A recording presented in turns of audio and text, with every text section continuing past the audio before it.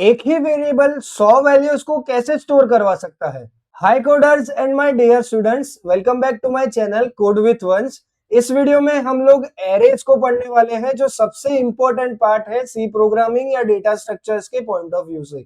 तो एरेज को हम लोग दो पार्ट्स में कवर करेंगे। इसमें हम लोग उसका इंट्रोडक्शन और बेसिक जो डिक्लेरेशन वो सब होता है वो हम लोग कवर करेंगे।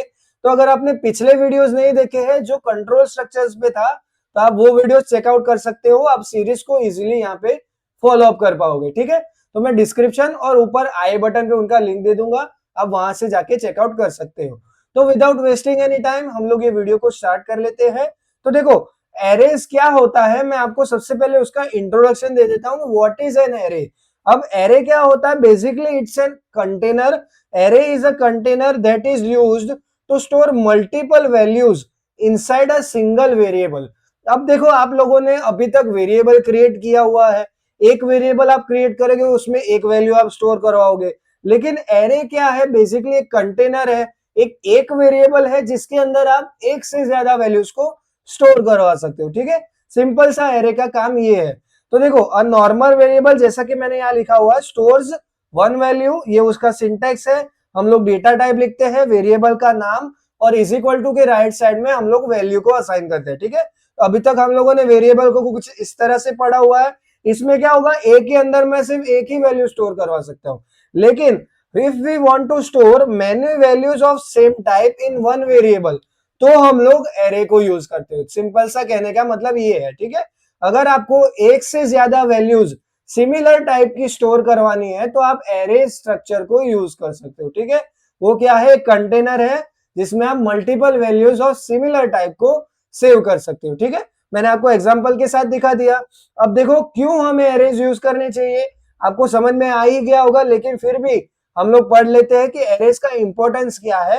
तो देखो, सबसे पहला पॉइंट, स्टोर्स मल्टीपल वैल्यूज। जैसा कि मैंने आपको बोला, आपको एक ही वेरिएबल बनाना है जिसमें आप एक से ज्यादा वैल्यू स्टोर करवा सकते हो। अब देखो, अगर लेट सपोज मैं एग्जांपल लेता हूं, मुझे 10 वैल्यूज को स्टोर करवाना है। ठीक है, मेरे को 10 वैल्यू स्टोर करवाना, तो अगर आप रैंडमली करने जाओगे मैन्युअली, तो क्या करोगे आप लोग? A B C D E F G करके 10 वेरिएबल्स क्रिएट करोगे।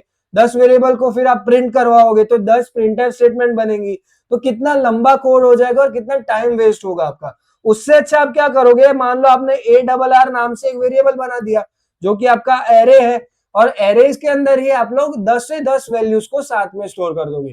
तो जैसे ही आप एक ही वेरिएबल को प्रिंट अप करवाओगे तो आपका जो पूरा जितने भी वैल्यूज है वो प्रिंट हो जाएंगे। ठीक है, तो बेसिकली काम ये है एरे का, store multiple values in a single variable. ठीक है, नेक्स्ट है उसे reduce numbers of variables and make code shorter.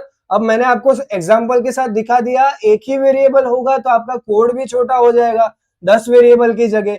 ठीक है, उसके बाद है makes data handling easy using loops. अब आपका एरे में एक ही वेरिएबल में वैल्यूज है, तो आप लूप से सारी वैल्यूज को एक एक करके एक्सट्रैक्ट कर सकते हो। ठीक है, वो हम लोग धीरे धीरे जैसे प्रोग्रेस करते हैं हम लोग देखेंगे। ठीक है, उसके बाद है improve code organisation and efficiency.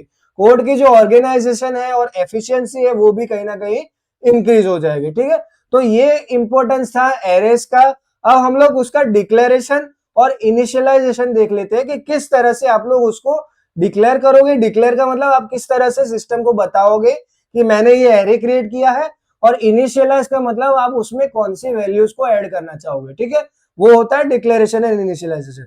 तो देखो, डिक्लेयर करने के लिए आप क्या करोगे, एरे को जैसे वेरिएबल का सिंटेक्स था वैसा ही है सेम।